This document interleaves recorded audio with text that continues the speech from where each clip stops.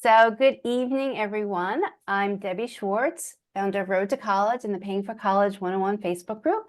And I am here tonight with Chris Upkarians from Juno, which is a company that he will explain in a little bit more detail, but it's somebody and a company that we've been partnering with for the past few years. So we definitely believe in what they are doing, and you'll get more information about that.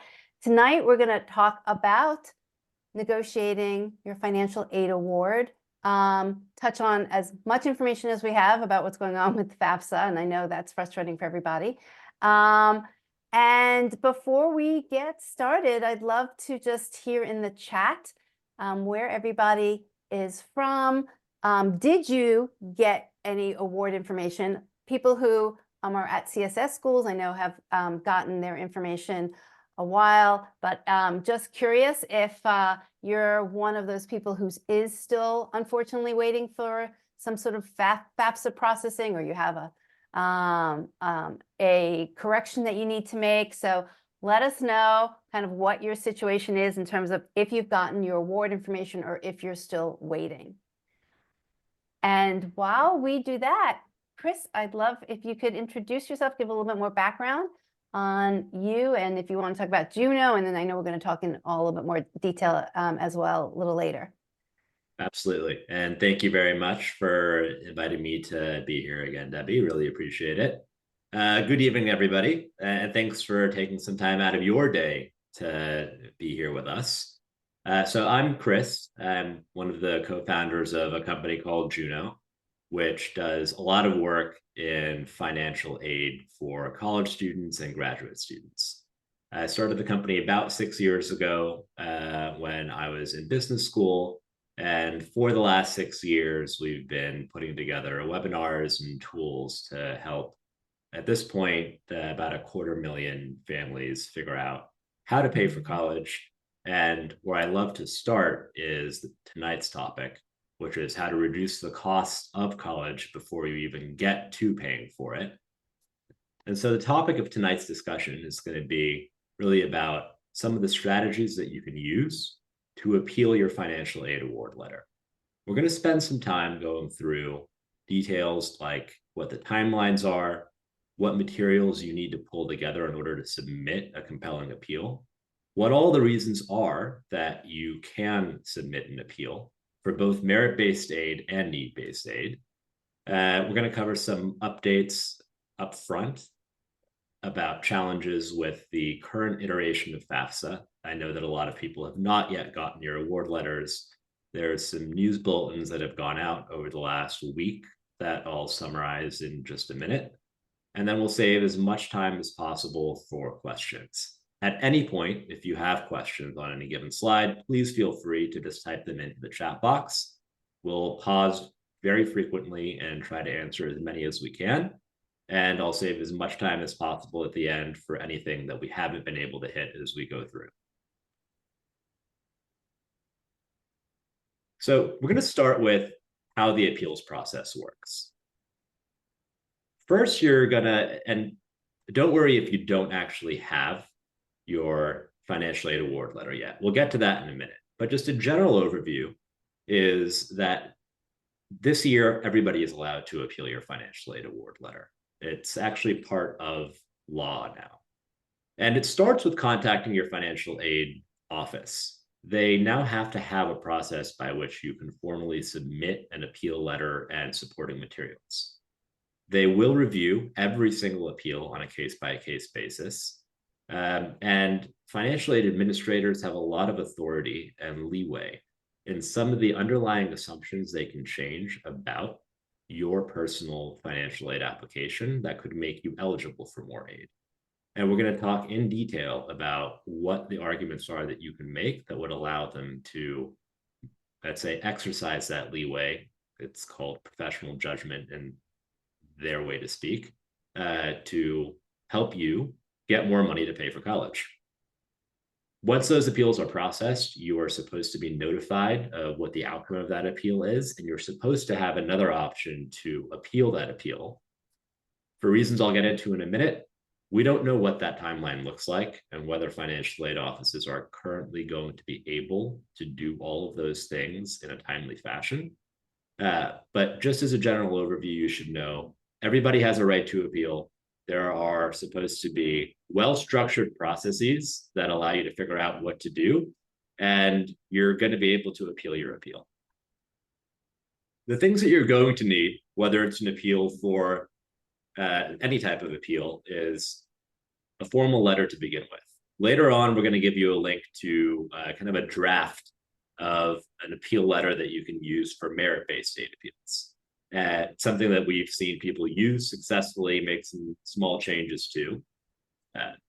If you're appealing for need-based reasons, you're going to need certain elements of supporting documentation and potentially some financial documents if what you're demonstrating to the financial aid office is changes in financial circumstance since FAFSA was filed or since the data that was input into FAFSA was, but this way, the data that goes into FAFSA is based on 2022 tax year. And a lot of people's data can change between now and then. So you have an opportunity to provide supporting documentation that demonstrates why what has been calculated based on old tax returns may no longer be relevant. This timeline chart is meant to help you understand everything from submitting FAFSA all the way through to enrolling in college, or let's say whenever the second, third, or fourth year of school starts. This year, people were able to start submitting FAFSA as soon as December. And typically, once you file, the school will receive the information. They get basically a file packet from the Department of Education. And then they use that data to process what your aid award letter looks like. For a lot of reasons that we'll go into in the next slide, schools have received part of this data, but not all of this data. And sometimes they've received the wrong data. And so, whereas in the past, last year, they would have started processing your award letter in December, January, schools only really started getting that data about 2 to 3 weeks ago. And in many cases, they're still getting it rolling in. So what you should know is that the schools can't create your package until they get that information. They're getting that information right now and trying to turn it around as quickly as possible. Once they turn that around, they're going to send you your financial aid award letter. And that is really when you should be considering filing an appeal for more aid for the reasons that we'll go through in the rest of the presentation. And then you would select the school that you or your child is going to attend, and then figure out how to pay the actual tuition bill. This year, one thing to note, a large number of schools are pushing back the date by which you have to select what school you're going to attend, because they recognize that many people don't have these financial aid award letters, and that's a key component to deciding what school is best for you or your child to attend. Chris, can I just add to that? I mean, a majority of schools are pushing the deadlines, but unfortunately, there still are some schools that are claiming, at least, you know, that they are sticking to their May 1st deadline. And, you know, I would still contact those schools. If your school has not officially announced that they are extending the deadline, I would still contact them, you know, tell them your situation in that you haven't received all of your financial aid offers yet. I guess in theory, it's up to the school, you know, whether or not they're gonna let you potentially deposit later. But you know, just know there seems to be some schools that are sticking to their original deadlines. Maybe they feel that they have enough families that are going to commit. So just wanted to put that out there. It's a great point. And I want to just clarify one thing when I said you are now, Congress passed something called the FAFSA Simplification Act, which took effect this year. Under that, you are legally allowed to appeal your need-based financial aid. Schools aren't required to let you appeal your merit-based financial aid, but we'll talk about that in a little bit more detail in about 5 minutes.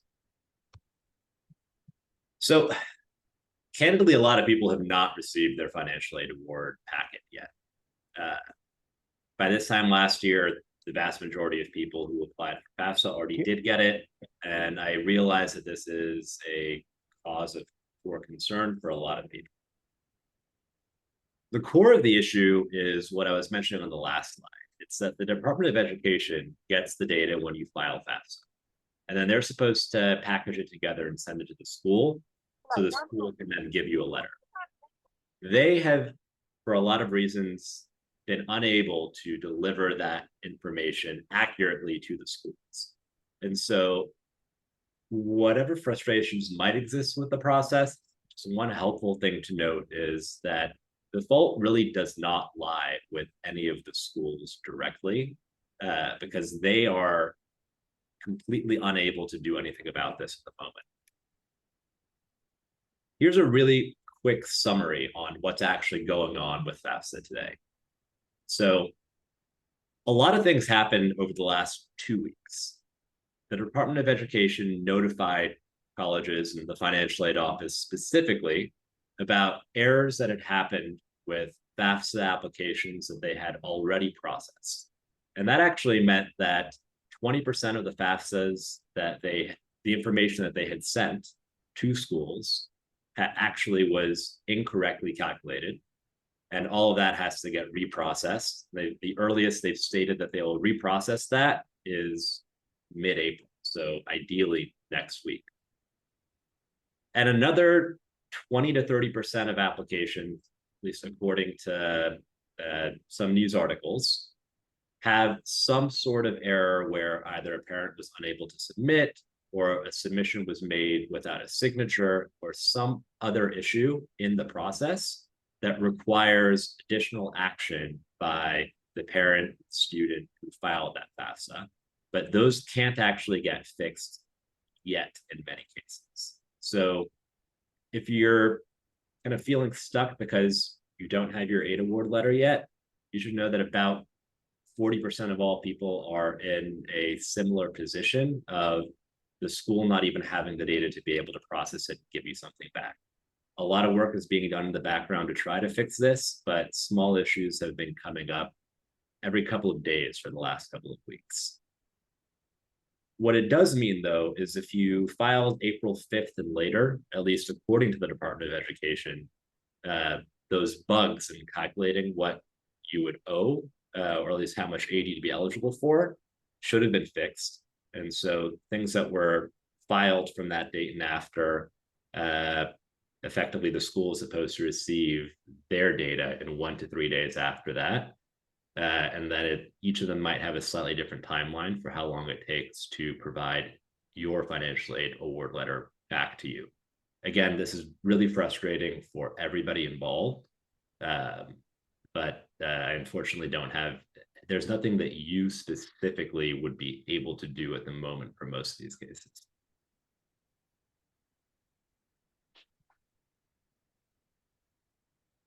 Let me just scroll up and read a handful of questions here.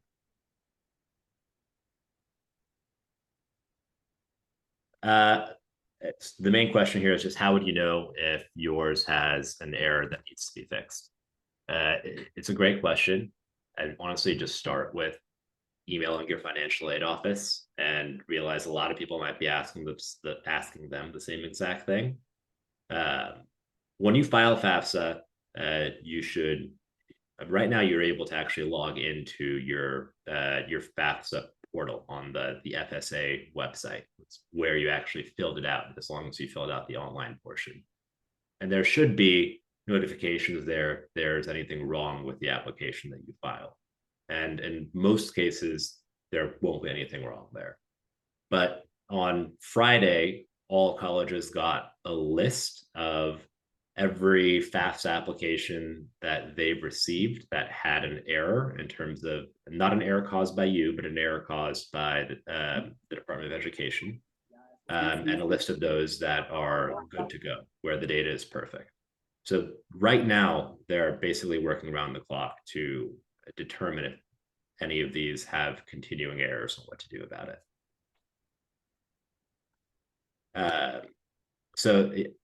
And the impact of this, I'm going to answer Denise's question here, which is a good one, is Some people might have seen that their SAI went up after or down after FAFSA reprocessed the data. And the SAI is basically the metric that indicates the level of need that your family has to pay for college. That number, the reason why it could have changed when FAFSA got reprocessed is because in some cases they were considering certain assets, and in some cases there was literally a formula error that was not considering certain assets in the calculation for how much need you have.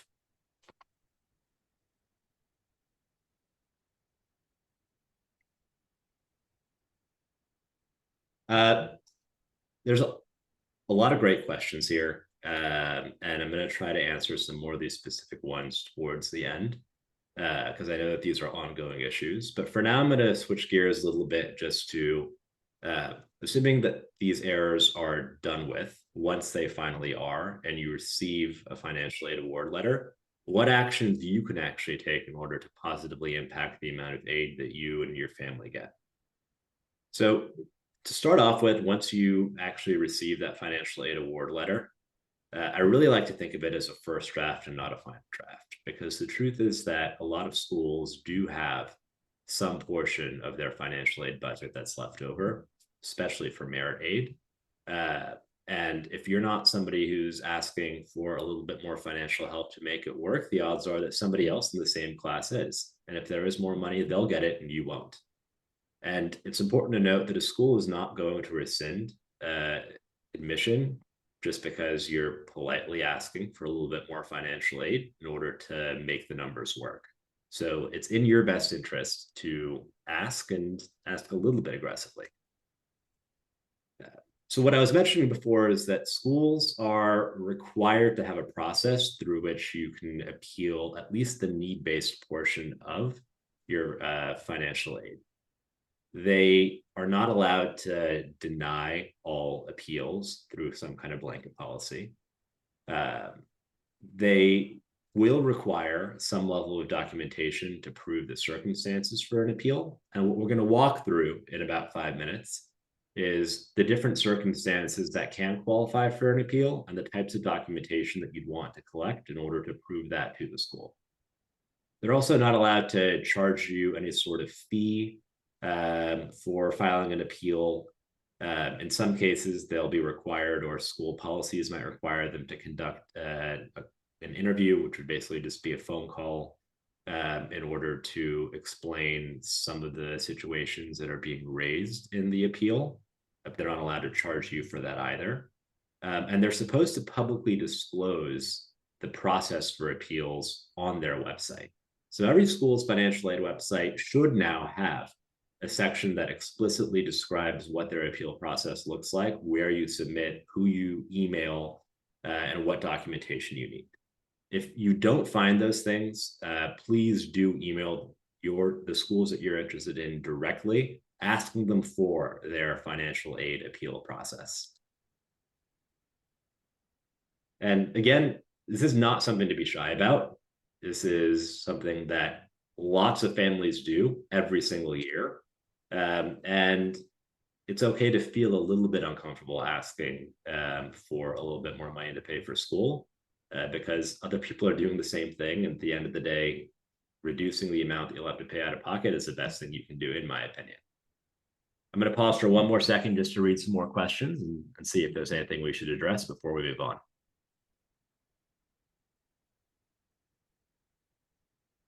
I've just been answering a few questions related to people saying that the schools that they've reached out to are claiming that that they don't negotiate, that they don't accept appeals. And so I just want to reiterate what you're saying is that they might have been able to get away with that in the past, but this year they have to accept your appeal. Can't say whether or not they will give you more money, but at least they have to accept and review the appeal. Absolutely. And to be clear, this is for the need-based appeal portion. They don't have to accept an appeal for merit-based aid, but they don't have an option when it comes to need-based aid to at least give it the opportunity to see if circumstances have changed between the time you filed FAFSA or the data that's included and what is reality today for you. Which is a good segue to, there are 3 buckets of appeals you can make. The first one we'll cover is competitive appeals, so appeals for merit-based aid. For example, you or your child were admitted to 3 programs. One of them gives a lot more money than the other 2, but is there a way to ask the other 2 to match or exceed what you got from school A? The answer is yes. They don't have to say yes, but we'll walk through some strategies for how you can do that and give you a template for there's some interesting tools that Debbie has created with her team that she'll walk you through, and then we'll give you a quick template of an email that you could effectively just copy, change a few words, and send over. The second bucket is change in the circumstance. We're going to go through that in a lot of detail, but it's effectively just the idea that FAFSA is based on the data fields that you fill out, which are from 2022 for the most part. And for a lot of people, circumstances in a couple of different buckets could have changed. And there's no way a financial aid officer can know what your unique financial situation is unless you provide them an update on things that either are different than the application or were not a field that you could even enter into the application, like larger medical expenses or a whole bunch of other things that we'll go through. And there's a third smaller bucket that we'll provide some quick examples on, which is what the Department of Education calls unusual circumstances. It doesn't apply to the vast majority of people, but we'll still walk through it just for a minute. So in case it does apply to anyone in this call or someone you know, you're aware of it. So we're going to start off with competitive appeals. And I'm going to turn this slide over to Debbie to explain some really interesting data that she and her team have been able to collect. So many of you may have already gotten emails from us over the past, 2 months telling you about this site that we have called compareoffers.roadtocollege.com. It's completely free. You can go there and it serves 2 purposes. One is you can enter all of your offers and you can come back and enter them as you're receiving more information.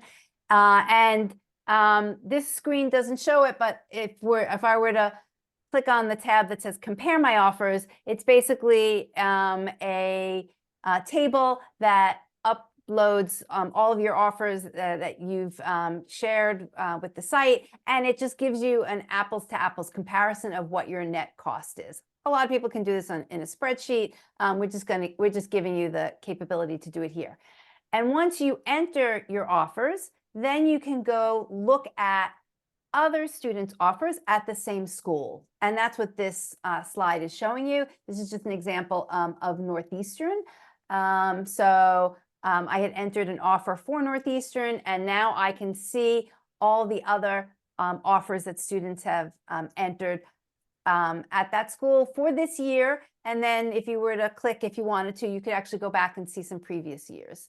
Why this is very helpful is that you can compare what your student got to what other students got, and we give you some information about the other students so you can at least see if your student has a similar profile. So we tell you what SAI range the student is in, because that gives you a sense of the income level that the household is in, and what state they're from, their GPA. If the student has submitted to that school a test score, it will show up here. So for example, the 4th entrance down, this student doesn't have an SAT or ACT listed for this school, so they applied to Northeastern test optional and truly didn't send in their scores. You can see what admission cycle that they applied, and then if they received any money or not. So this is a good way, as Chris was saying, to get a sense for your merit scholarships, if you should appeal or not. I mean, personally, I would give an appeal a try to, almost any school your student wants to go to, even if the data here, doesn't tell you that somebody else got something more. If you're willing to put in, and I'm going to guess, honestly, maybe it will take 2 hours of time to kind of pull the information together and write a letter. There's always the possibility that, you could get a little bit of money, which, a little bit of money over 4 years could be an extra $10,000. But this we have definitely seen, because we've worked with families who have entered in their offers here, and then we've reviewed their information and reviewed their letters. And there's definitely times where you can see that a student with a similar profile, similar academic profile, got more money than the student that we might be working with. And we've definitely used the information here to say, yes, it is worth appealing. Yes, there's actually potential that you can maybe get $5,000-8,000 per year more. So go ahead and write a good letter and see if the school will respond. So I encourage everybody, and I've been trying to put it in response to some of the questions in the chat, to go to compareoffers.roadtocollege.com. It's free. The information, as you can see, is shared anonymously. And so it's helpful for yourself to compare what your student got to other students at the same school. Thank you very much for that. I see a couple of questions about who you should be writing the appeal to. And so for competitive appeal situations where you've been admitted to more than one program and you're asking for more merit-based aid, it can make sense to appeal to both the admissions office as well as the financial aid office. Different schools split up the responsibilities of who allocates that pocket of money differently. But to be on the safe side, it's worth it to make an appeal. It can be the same exact one, but to both of those groups. The admissions office has a goal, an objective of getting as many people as they admitted to enroll, to keep their yield rate very high.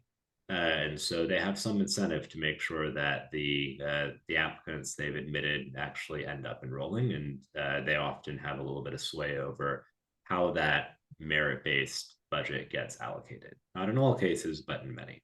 Some schools flat out do not accept merit-based appeals.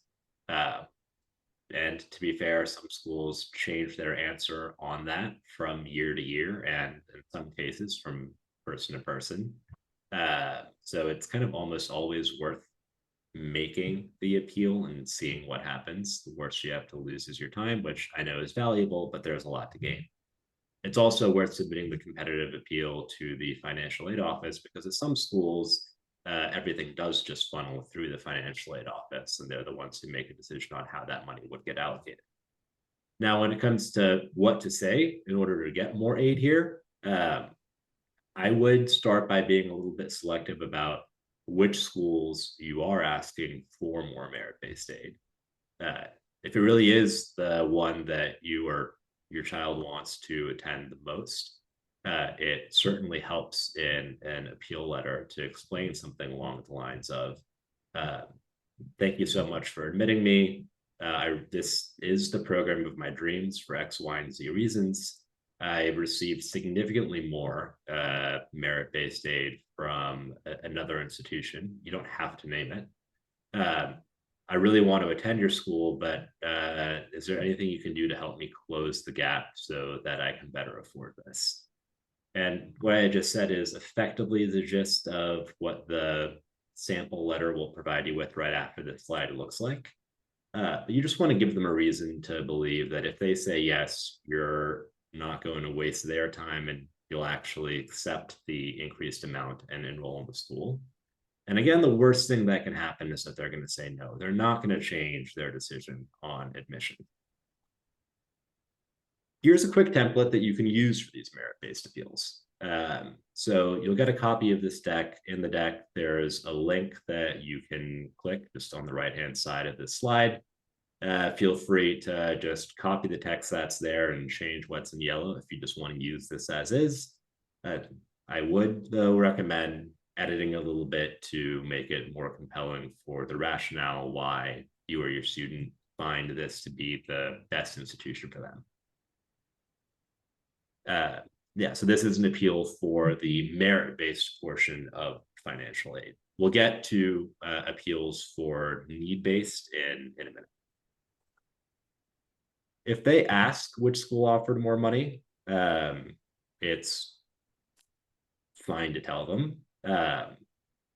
You don't need to volunteer it though when you're initially stating that another place offered you a lot more money. If it's a school that, let's say, is theoretically more selective than the one that you're asking for more money from, by all means, let them know. It might make them think that they missed something in, let's say, how much they would want your student to attend their program, but you don't need to volunteer it. Then again, on the question of who to send this to, I would send this to the admissions office and to the financial aid office.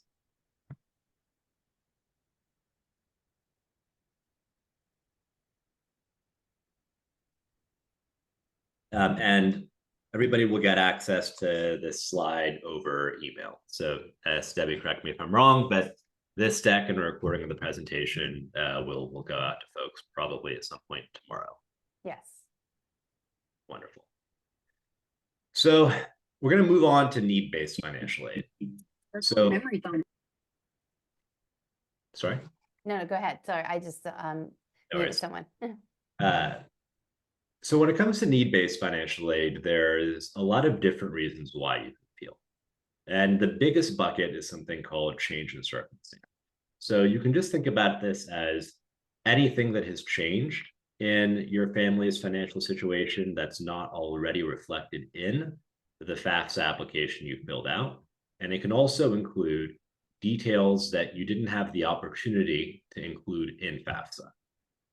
The 4 buckets of these we're going to cover in a lot of detail right now are any changes that have occurred in income and employment, things that have changed in family circumstances. We're going to call these medical and care expenses that were not reflected in FAFSA itself, and a wide bucket of other financial hardships that the financial aid office is able to consider in the process of deciding whether to award you more aid. So the first big bucket is changes in income or employment.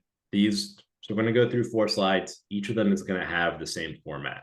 We'll go through the specific change that you can cite as a reason to appeal, an example of what you could claim within that, and then some examples of the types of supporting documentation that you might be asked to submit in order to prove that this is a circumstance that has changed.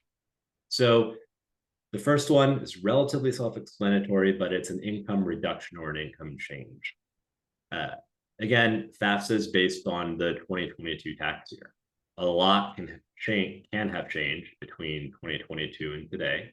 And so if either spouse's income has changed since 2022, then it's a very valid reason to reflect that in a letter to the financial aid office.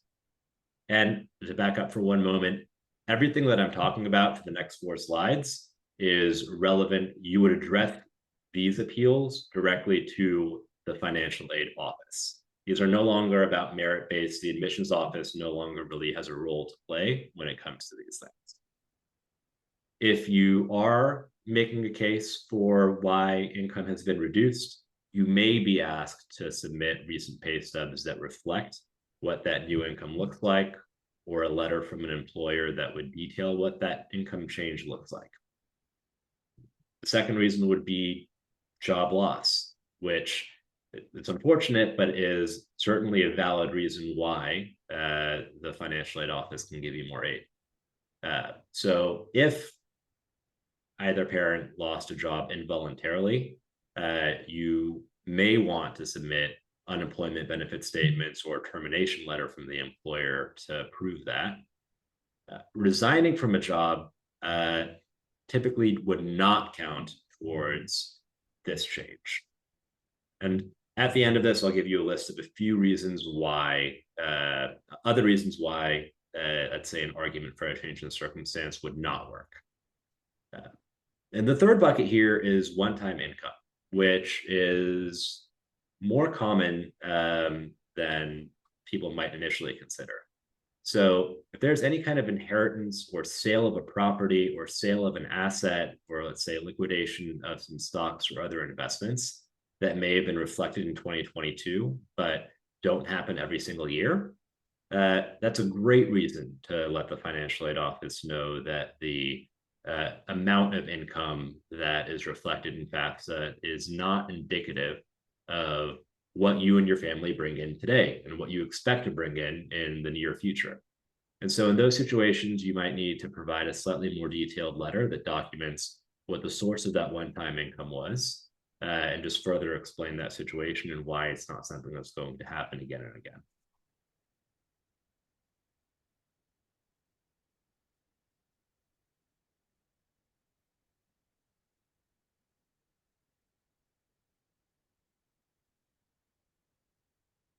Okay. Bring it down here. She walked right up and sent more.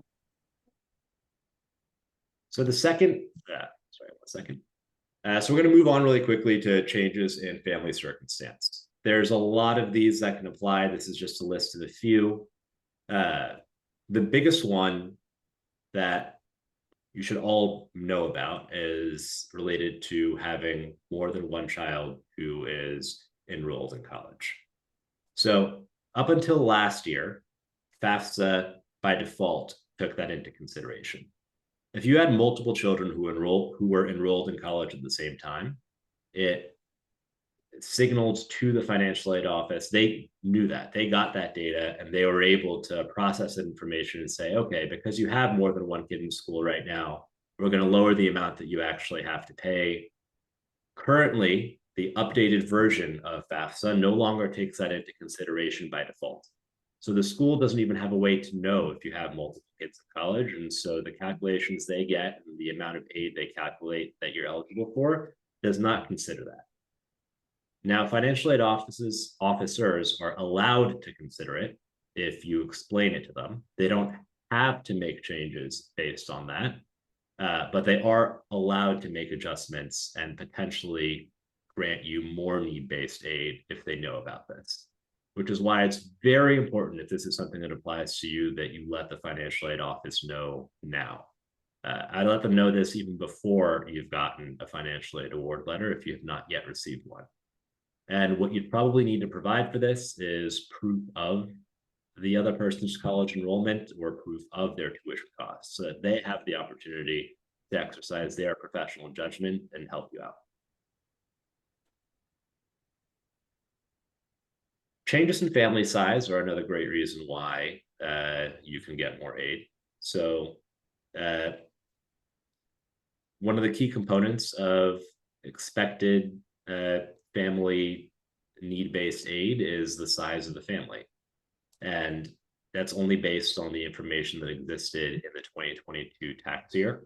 If something has changed since then and the family has grown, then it's incumbent upon you to provide either last year's tax return or this year's tax return that might indicate a larger family size on it, or provide some other form of documentation that would show that the family has grown. It's one of these, I'd say, kind of an input that they would put into formulas they use to just help calculate how much more they can give you. If, unfortunately, there's been a death of a parent or a guardian, that is certainly something to inform the financial aid office about.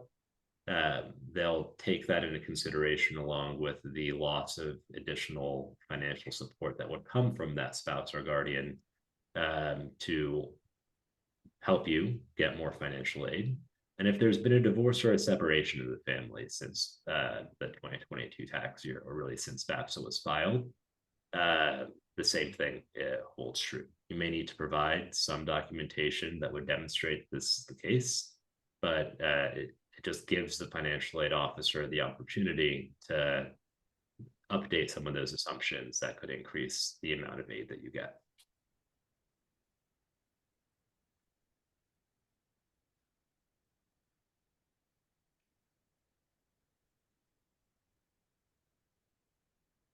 check the questions for 1 second.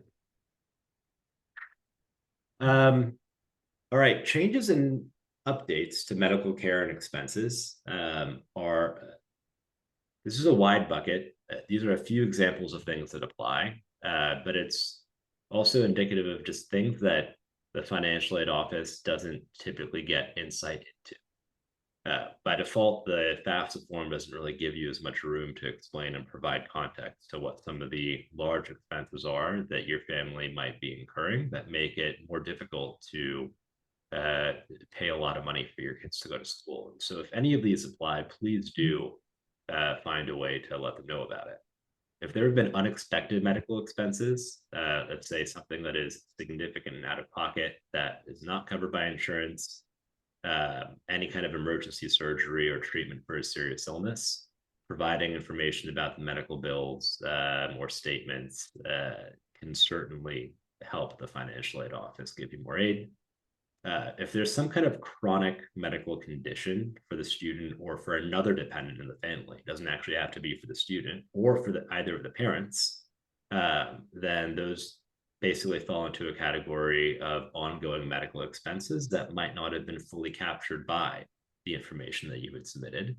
And so you can provide some documentation that explains what those are and what the financial impact of that is.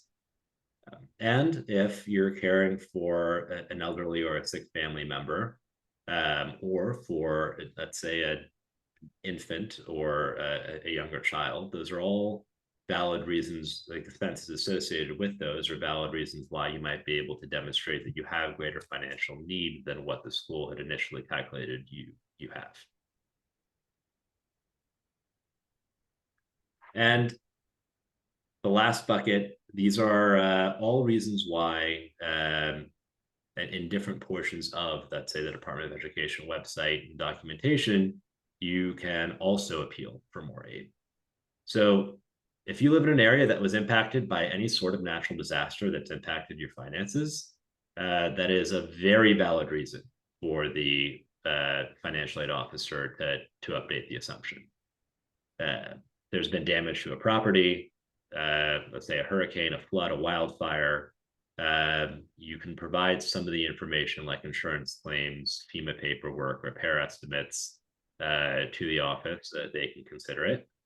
If there's been any sort of bankruptcy or foreclosure that has impacted the family, again, that is just incremental information that they don't have that they can use. High non-disposable income, think of it as, or expenses related to that. Think about it in terms of debt repayments that make up a significant percentage of income, legal obligations, credit card debt, student loans for the parents. These are not, I'd say, slam dunk cases where the financial aid office will update the amount that you'll have to pay for your child to go to school, but they're all things that they're allowed to consider. If there's been a reduction in child support, or let's say high school tuition for siblings who might be attending a private program, providing proof of any of those things are all valid reasons why they could give you more aid. Again, they don't have to say yes to every single one of these, but the list of options that are available to you to make credible arguments that the financial aid office is actually used to already seeing is very long. Some of the things that don't count, though, are you can't claim that, let's say, something has changed in the market and you have a reduction in your investment accounts or a reduction in 401k values as a reason to argue for more aid. A parent refusing to contribute to a student's education also doesn't count. A parent being unwilling to borrow Parent Plus loans, which are federal student loans that a parent can borrow on behalf of a student, that doesn't count as a reason to ask for more need-based aid. And so just taking some of these things into consideration so that you're not necessarily making an argument that is going to get rejected more quickly. I'm going to pause here just to see if there's any questions we should be answering before we move on.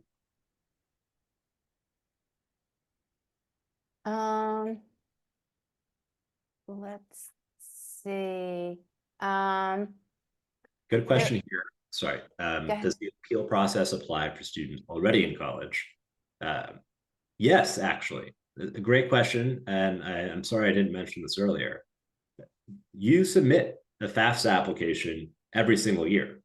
And so while a lot of schools won't change the need-based amount very much from year to year, you should absolutely take any of these things into consideration if your child is in the second, third, fourth, or any other year of school. If the circumstances for your family have materially changed in ways that's not reflected to the officer, it's just better to let them know what those changes are and ask for more need-based aid. They're used to this. Fewer people appeal these things after the first year of school, but you absolutely can.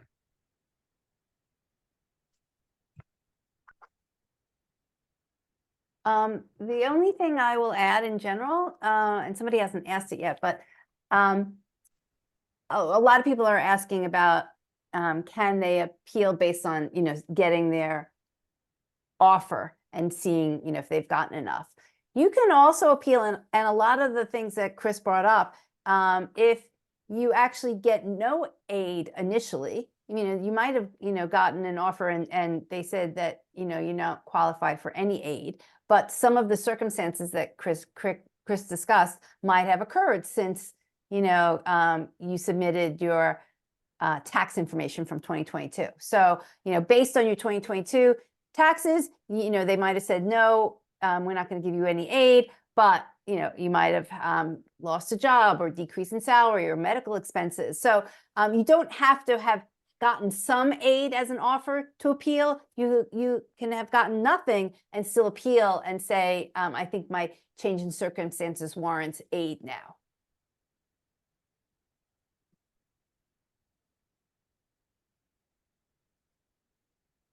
And is it a great question? I just read about whether you can appeal for merit now and for the need-based financial aid later when you get the package. The answer is absolutely yes. But if you know that one of these changes in circumstance applies to you or your family, you don't have to wait to get the financial aid award letter back before you appeal.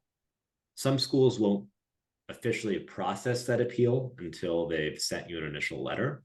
But I don't think there's any harm in emailing the financial aid office now and letting them know that your circumstances are different than what they might be looking at in FAFSA. So maybe you save yourself a cycle. You don't actually have to go through an appeal. Maybe they have the opportunity to take that information into consideration today and reflect that before they send you an initial package. So let me add something else. I'm reading a lot of different comments from people, all very interesting. And I just want to kind of remind you, this is in my opinion, it's the Wild West out there. Like what's happening, what schools are doing. There isn't precedent for this, that some people, did share that their schools had not changed their May 1st deadline. They mentioned actual schools. Somebody just wrote, which I honestly, this is the first time I'm reading it. So that's why, I'm saying there's no regularity in what schools are doing or not doing. One person is saying that their school is saying that you can only appeal a decision once you've accepted to go. I've honestly never heard that one before. So I would, just on some level use common business sense and just ask for what you think is the right thing. So again, for the schools that are saying we're not changing our deadline May 1st, maybe they don't want to put out a public announcement, but that doesn't mean they might actually do a case-by-case allowance, for different students. So, I would call them up and explain your situation, why you need to have a extended deadline and see what they say. Personally for the school that is saying that they won't consider any appeals until after you've decided to come, I mean, I kind of think that's baloney, but that's just my opinion. So it really is. And thanks for putting it that way, because there's really no other way to put it. It is unfortunate. This is hopefully only an issue that happens this year, but because of the change that happened at FAFSA, a lot of problems have come about that shouldn't have happened in the first place, but are happening right now, and no one really knows what's going on. The one thing I'll say on that is there is a lot of pressure being put on schools by the Department of Education to move back the decision dates. And so every day you do have a trickle of more schools that are agreeing to delay the date by which you have to decide where you're going to attend. But I can't tell you which those would be or whether it's going to impact the schools that you're considering right now, which is unfortunate, but just the reality of the situation. So hopefully everything gets turned around and everybody gets an aid letter this week. That I know that's not going to happen, but the longer this drags on, I think the more likely it is that more schools will be forced to push these dates back. Many of them just won't push it back, though. Right.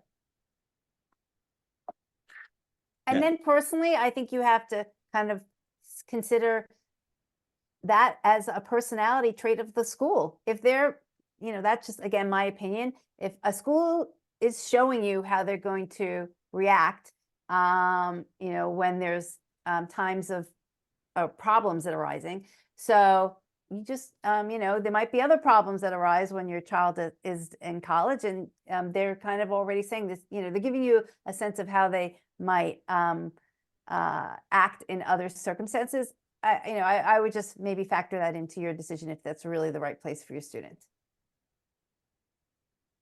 There's a good question I've seen twice now, maybe even more, about what do you do if you're appealing for more merit-based aid, but the school you're comparing it to, let's say, might cost less or cost more. The way I would say this is to just think of it as a negotiation. If, let's say, school A costs $50,000 a year and gave you $20,000, school B costs $30,000 but gave you nothing, you don't have, so the net cost is the same. It's still perfectly fine to email school B, the one that costs $30,000, and say, hey, I got a lot more money from another school. Is there anything you can do to help me? Obviously, in that much more well put way than that, you don't have to volunteer that their school is already cheaper than another one. At the end of the day, they know what you tell them. In many cases, they're trying to help you. If they have an opportunity to help you, and there's money left over, there's a somewhat of a chance that they'll say yes. So if you can just give them a reason to say yes, it's to your benefit. Here's a good question on should the parent or the student write the appeal. So we debated this a little bit the last time we gave this presentation, and I think where we landed was it is generally helpful if the student is the one writing the merit-based appeal. And in a lot of cases, more effective if the parent is writing the need-based appeal, typically because you're the one who has more insight into the detailed financials, and in some cases may not want to share everything with the student directly anyway. So that's at least one way that people tend to approach it. You don't have to do it that way, but I would consider it.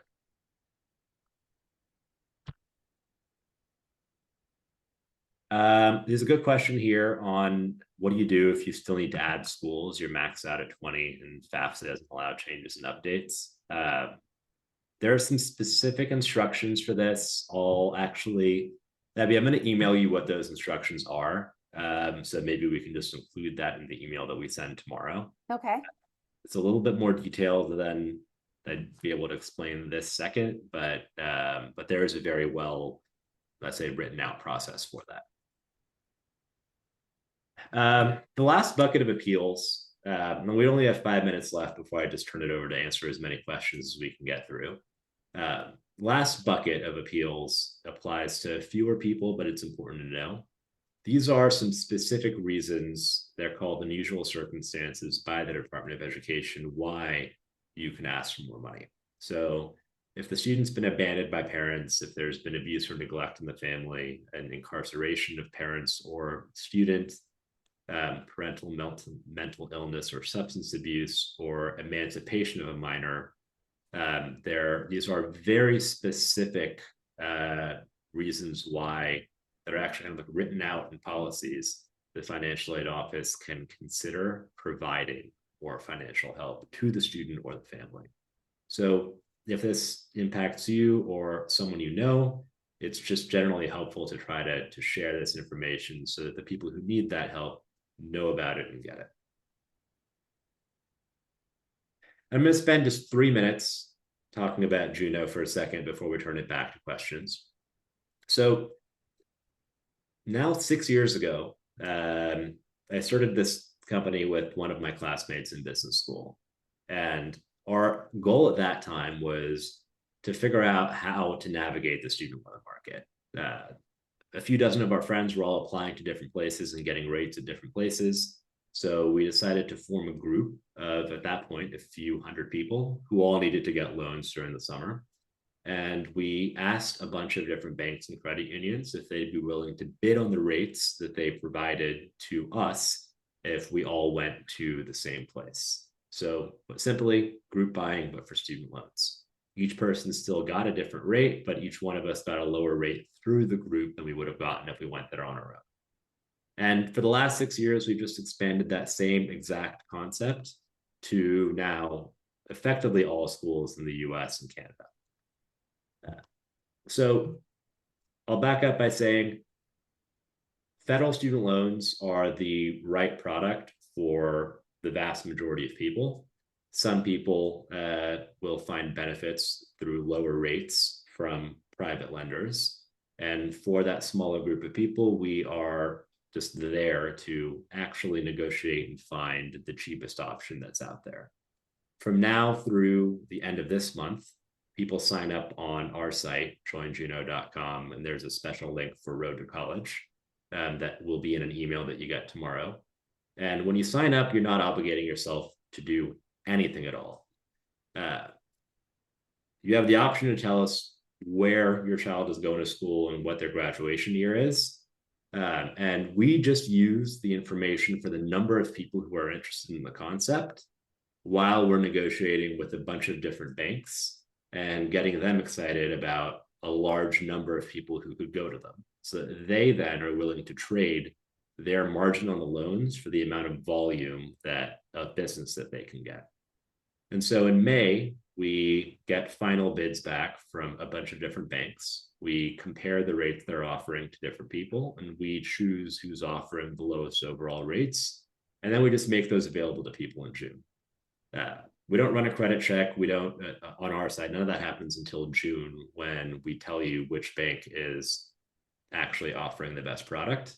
We don't share your information with anybody. You can think of it as the only thing you're signing up for is a mailing list. You'll get a few emails that just keep you updated on the process.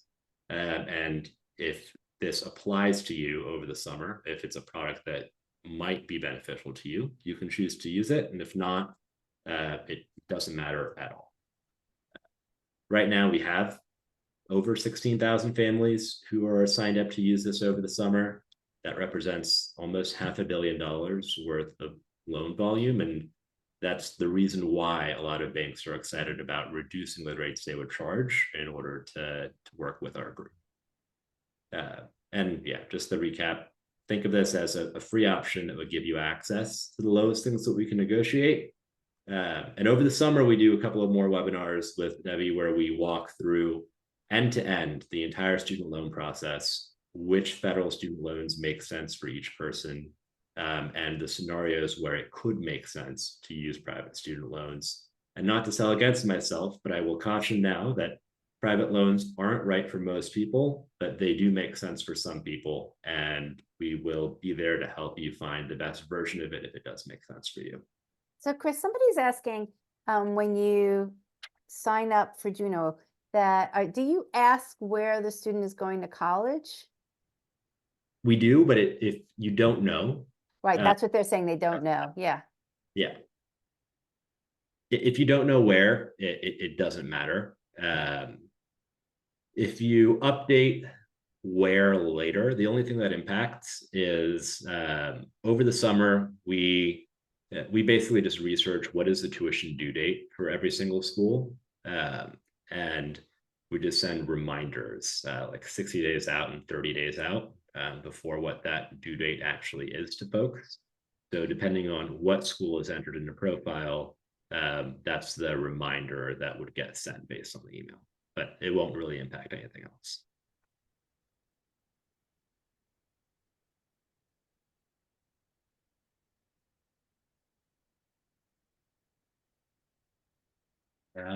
All right, I'm going to turn it back over to Q&A, and I see a lot more questions coming up, so let me expand this chat box and see what we can answer. So I did see a question I just wanted to bring up that I saw this multiple times. Somebody saying that reading their financial aid award, they weren't sure whether the scholarship grant that was listed was merit versus need-based aid. And I can sympathize with you. I've seen a lot of aid letters, and sometimes it's just not clear. Honestly, if it's not clear to you, based on, and I wouldn't even go personally based on just the title, even though it says the word scholarship, sometimes they use that, and it's just really like a version of need-based aid. I would absolutely clarify it with the financial aid office, because merit scholarship, if that's the type of money that your student was offered, is money that's going to automatically renew every year, which is good. Need-based aid, which is also good, is going to change year to year because it's going to change based on your FAFSA. So you want to know which money you can rely on and which money might vary year to year. So if it's not clear, absolutely call the financial aid office and ask them to tell you specifically what's listed on your letter and which is which. And again, I've seen such a variety of the way schools send out these letters. Somebody sent me one today. I forget what school it was from. It's from a California school. It was actually beautifully laid out, very clear. It was, basically had a section that said, this is money that you do not have to pay back. This is merit scholarship money. This is need-based money. And then I've seen others where it's just a rambling list of, of different line items, and it's not clear what money is being offered for what purposes. There's two questions here I'd love to address. So one is, for a school like MIT that doesn't do merit scholarships at all and are public about it, is it worth appealing for merit aid? And this is a bit of a yes or no question. So I would say, in general, schools that blanket don't do merit, you don't need to waste your time asking for more merit aid. But a lot of schools maintain a list of all the scholarships that people have used to pay for that school over the last couple of years. And it's often more expansive and more detailed than if you just went on Google and searched for best scholarship. I would write a letter to the financial aid office asking them, and basically saying that you would love to go here, but you need to find some more money to make it work. Is there anything what she's doing? Scholarships that can help make that a reality? And the beauty of it is that there are often some scholarships that you wouldn't be able to Google that they then might be inclined to just share with you that you can apply for and have a much higher likelihood of winning than a lot of the ones that thousands of people apply to. Second question. So I saw somebody asking why I suggest not to share the details of a competitive merit offer from another school. I just want to clarify this point. If let's say school A is the school that gave you more money, school B is where you want to go to. If you believe that school A is a more competitive school, and if it's something that let's say maybe a harder one to get into, or one that for some reason would be viewed that way, but you want to go to the other program, then certainly I'm just thinking about this with my negotiation hat on, I would tell school B, because then they'll kind of feel like, okay, you really do have a better offer from somewhere else, and we should give you the money, otherwise you're not going to come here. If it's the other way around, then you don't have to volunteer that the place that you got more money from is a less competitive institution than the one that you want to attend. Look, it's what they're probably going to assume anyway. But if you tell them that outright from the get-go, then they're more likely to come back with saying that it's not fair to compare the offers that you're getting between both schools. That's just the way that I would approach it. Somebody's asking, when they are trying to appeal for competitive reasons, can they compare a offer from a private school to a public school? Good question. In general, yes, but let's back up with, this is a little bit harder to answer. In general, I would still do the same thing and not worry about whether one is public or one is private. But keep in mind that some public programs have less flexibility than private programs that might have a larger endowment or more budget to use towards this. So the likelihood of success is going to depend on the school itself. For example, the University of Texas system has a lot of public programs that are, in many cases, do accept appeals. At least I'm confident of this in the graduate student space, and are flexible. And some other systems might not be able to, might not.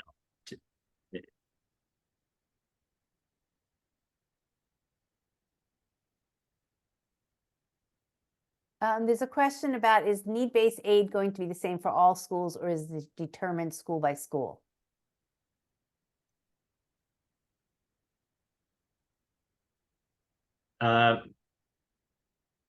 Like when you fill out FAFSA, you'll get an SAI, and that's the number that is kind of indicative of the level of need that you have. That number is the same across places, but the amount of let's say aid that the school might decide to give you could change, because the need-based aid is comprised of different buckets. Part of it can be Pell Grants, which are based on a formula, and that's going to be the same from one school to the next.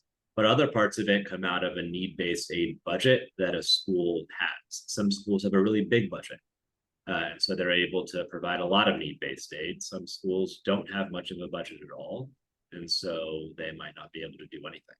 So I'd say for part of it, especially the money that's coming from the federal government, that's going to be the same.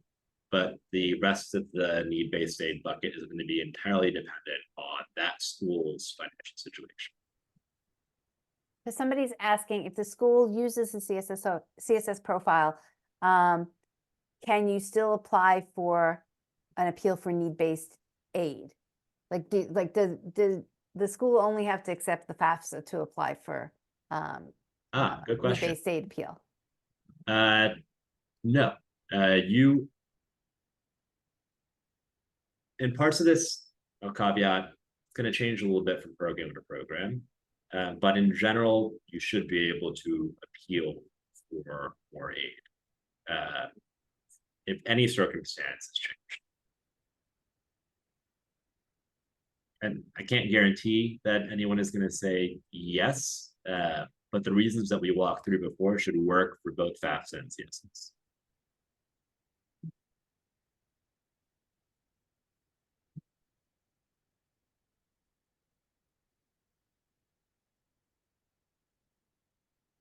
There's a good question here on what happens if you get outside merit scholarships.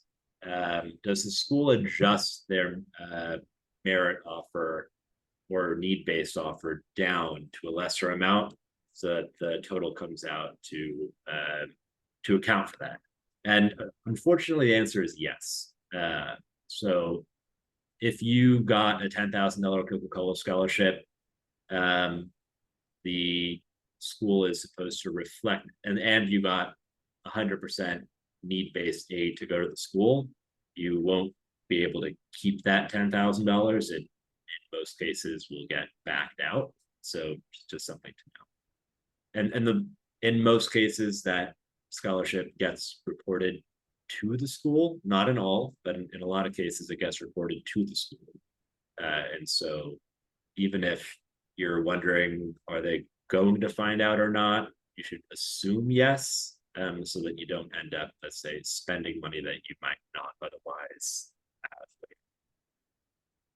So there's a question I've seen a few times now about the net price calculator.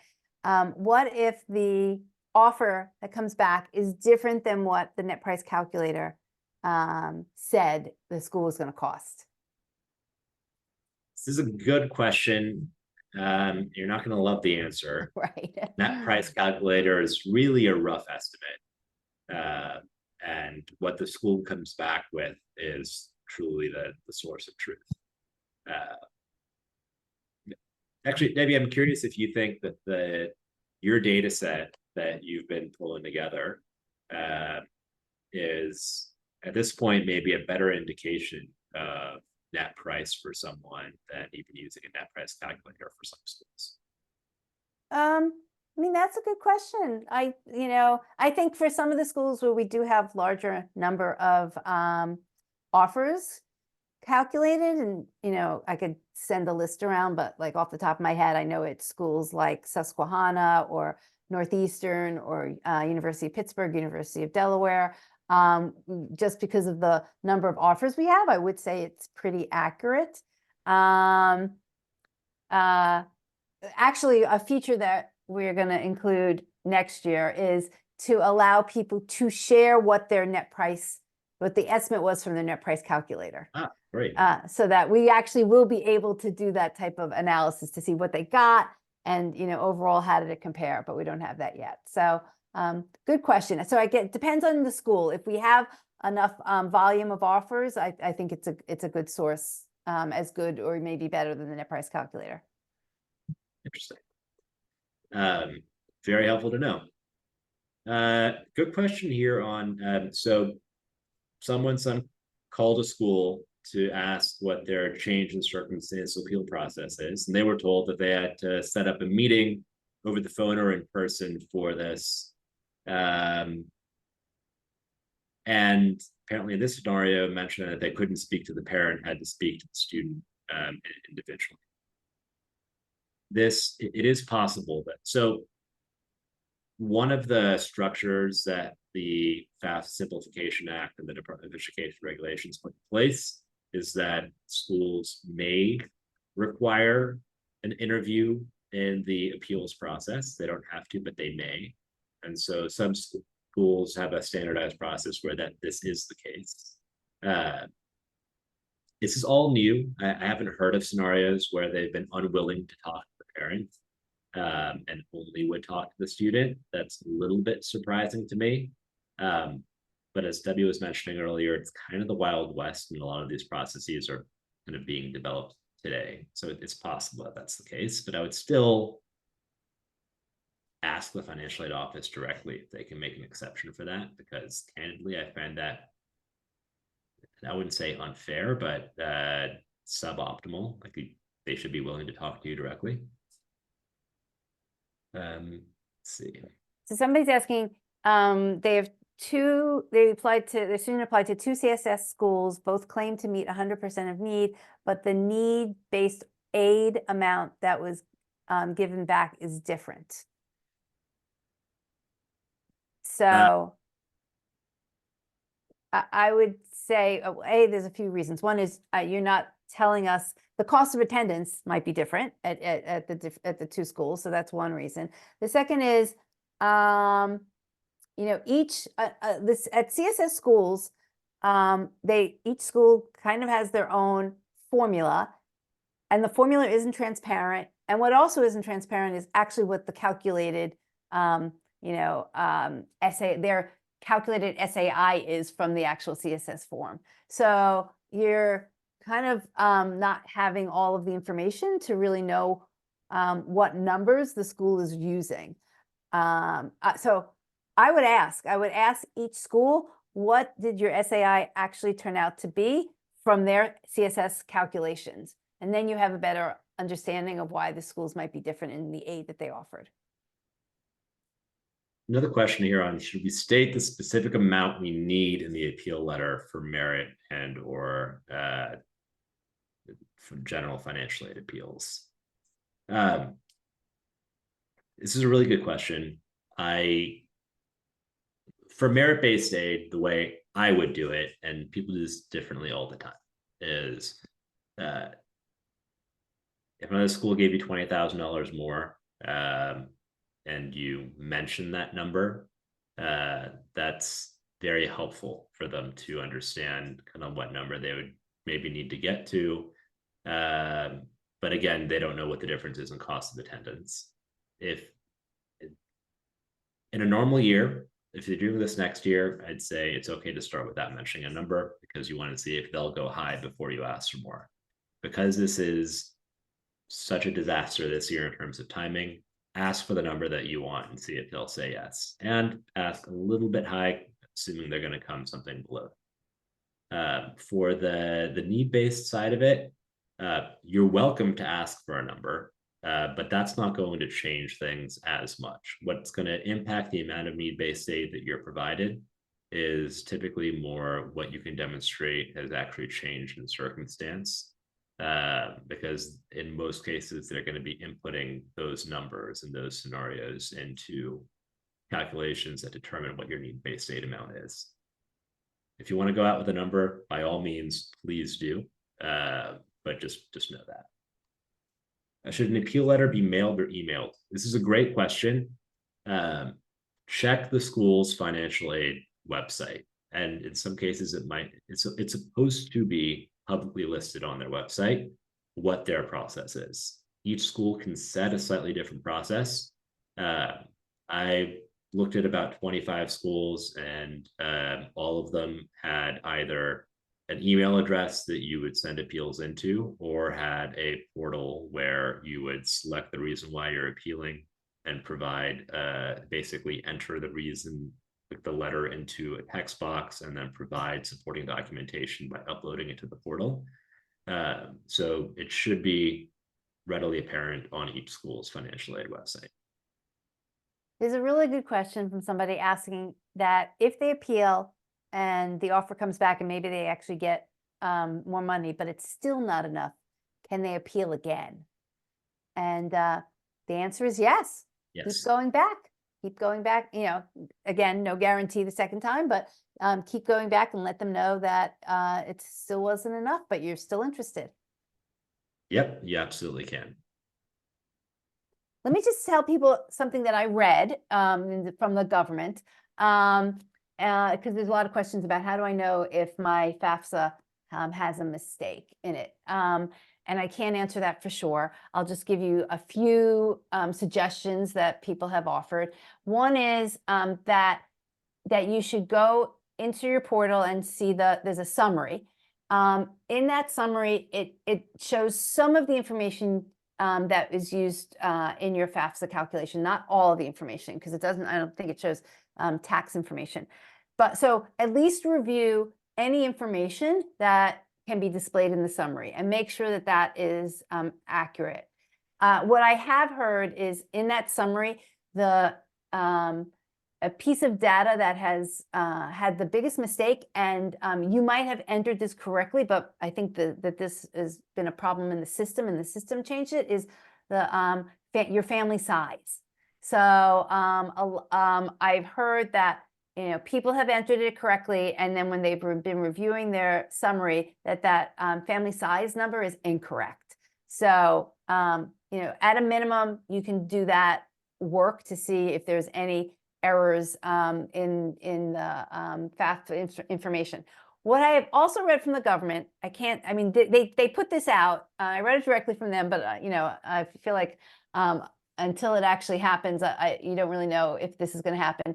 The government claims that on all the FAFSAs that have an error, They are only going to make corrections on FAFSA where the numbers turn out that it will give the student more aid.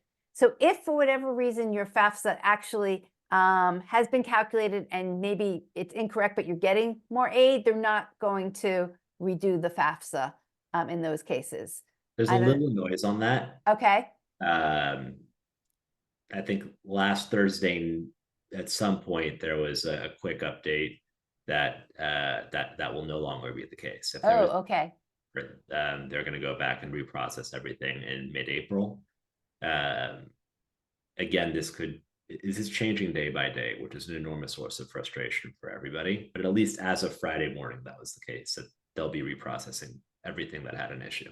Okay, so, okay, too bad. I thought that first one was a nice approach. It would have been a nice approach. Nothing is going to be simple this time. Right. It's got a question here on whether we have a sample need-based aid appeal letter, like the competitive appeal letter. I don't have a sample because that one is so much more nuanced to each situation. So that's just short answer there. But honestly, for a need-based one, you basically need to just explain whatever has changed in your circumstance. So, and then, share and say that the documentation is provided. So it's actually a little bit more straightforward. You're just obviously saying, my circumstance has changed, and you're quoting one of the reasons that are valid for your financial circumstances to change, explain how it has changed, explain how that impacts your financial ability to pay for college, and that you're sharing additional documentation to prove it. Because that's the most important thing. You could write something has changed, but they want to have the documentation to prove that it has changed. The family size corrections, those should be automatically updated when things get reprocessed. But if the family size is going to be different than what was on the 2022 taxes, that is something that you need to separately let the school know.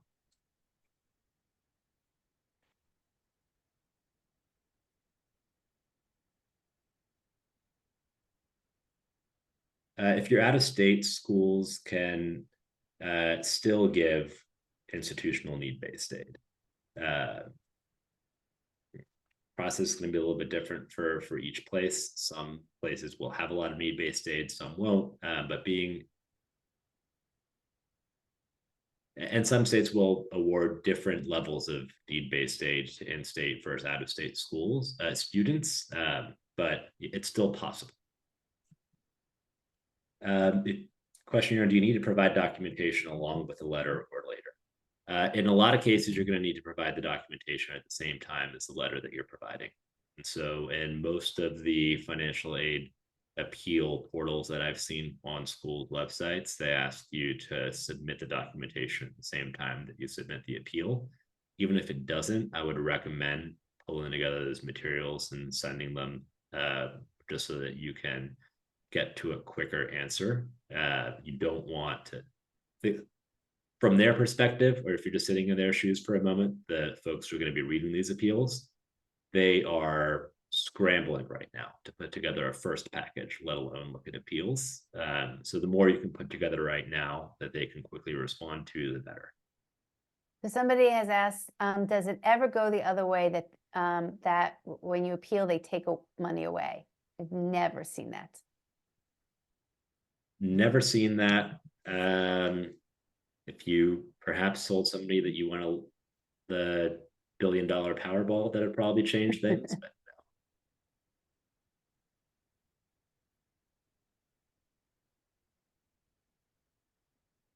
no. So somebody said, I thought SAI is determined by FAFSA, because somebody else is saying how there's a different SAI by CSS profile.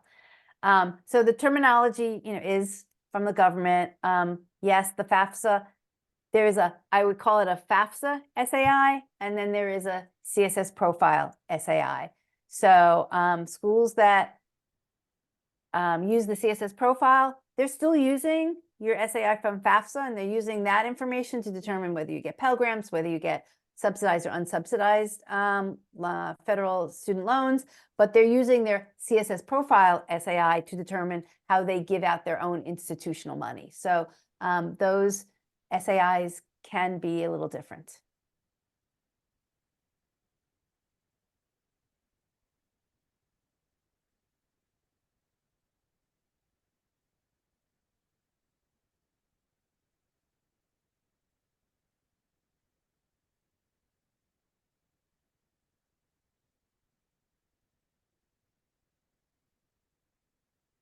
Huh. I don't know if I know that somebody's saying that they reached out to a school because they wanted to verify some of the information on the FAFSA. And the school said that they were prohibited from sharing FAFSA data with anyone other than the student.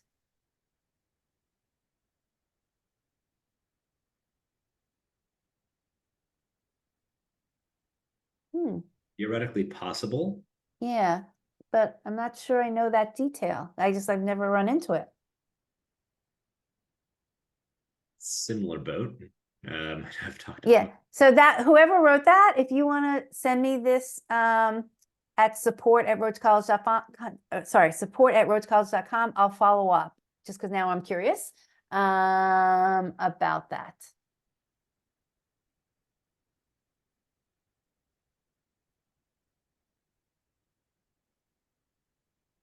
And just the question on, is it better to ask for an appeal in person or via email?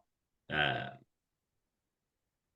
don't think this is the type of situation. So for need-based aid, there's going to be a process that has to be the same for each person who's making an appeal.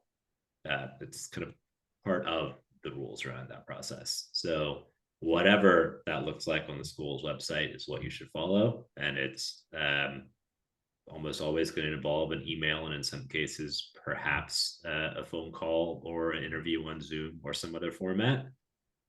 So just follow whatever those rules are. For the merit-based side, I would candidly stick with an email, and if needed, let's say you're not getting a response, a phone call could help after that.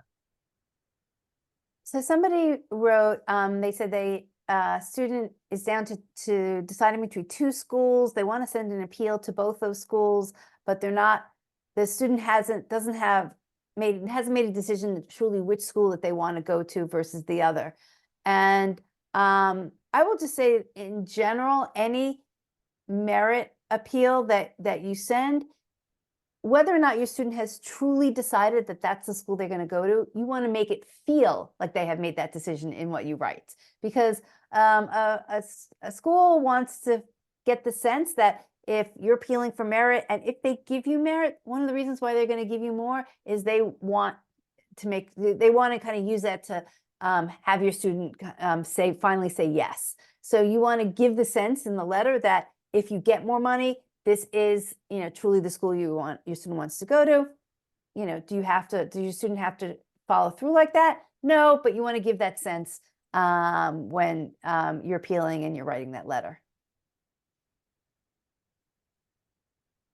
And I'll just repeat one answer from before. Merit appeals can go to both the admissions office and financial aid office. The reason for that is that some schools basically decide how to split up their merit budget by either one of the admissions or financial aid offices. I just don't know which it would be for each school. But need-based appeals should go through the financial aid office only.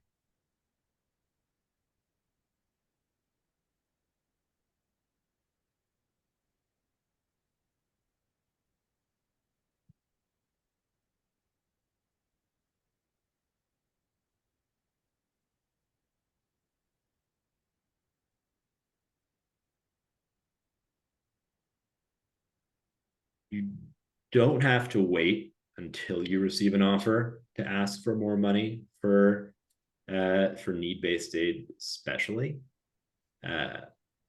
If you know that some of those changes in circumstance apply to you, you can let the school know that much earlier.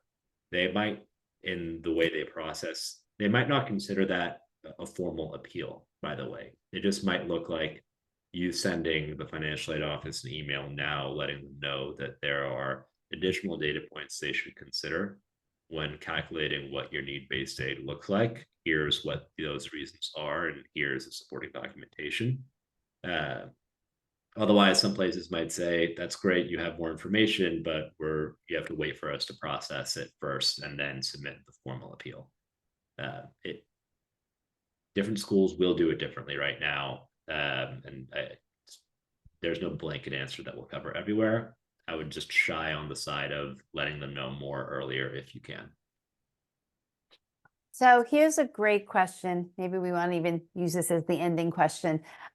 This person had said that their daughter already committed to a school, but after they committed, they did receive a additional or maybe just more or a merit offer from another school that the student had applied to. Is it too late to go back to the school that they committed to ask for more money? It's a great question. In my personal opinion, it is never too late to ask for more money. I don't think you can say that you're going to rescind your acceptance of their admission, but it is perfectly fine to let them know without stating that, hey, another place just offered me a significant amount of money.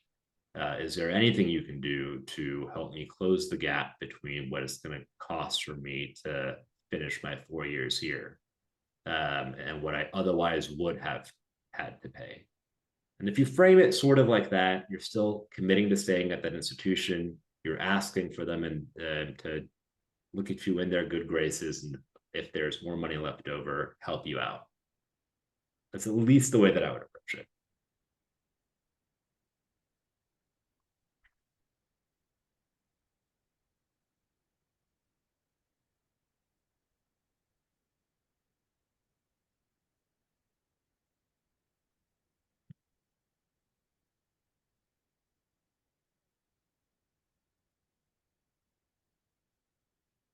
Okay.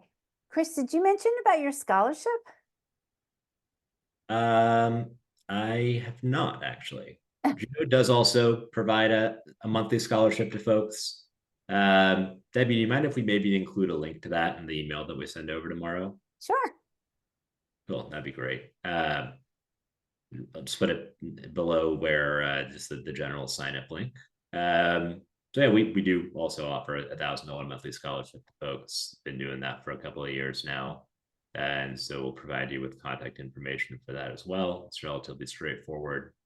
But other than that, Debbie, thank you again for inviting me here. I had a fantastic time and hope everybody here found this useful. If there's other questions that folks have, as my whole team is around all year long. So if you sign up on Juno, you can actually book one-on-one calls with folks for free. And we'll try to put together any materials we can to help you navigate this process as well as we can.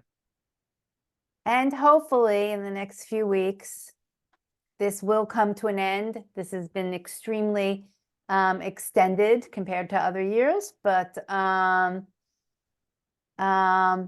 you know, hopefully, I mean, we know that this will come to an end. Obviously, the sooner the better.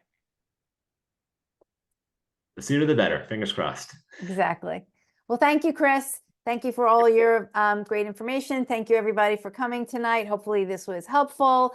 And again, if you've got follow-up questions, you can reach out to Chris, Chris at joinjuno.com, correct?